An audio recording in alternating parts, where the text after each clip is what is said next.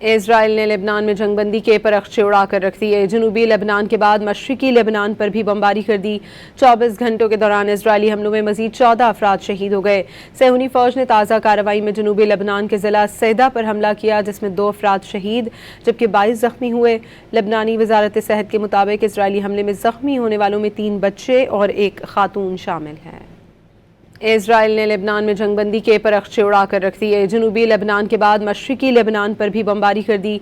24 घंटों के दौरान इजरायली हमलों में मजीद 14 अफराद शहीद हो गए।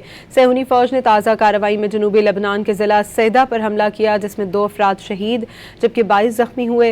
लेबनानी वजारत सेहत के मुताबिक इजरायली हमले में जख्मी होने वालों में 3 बच्चे और 1 खातून शामिल है।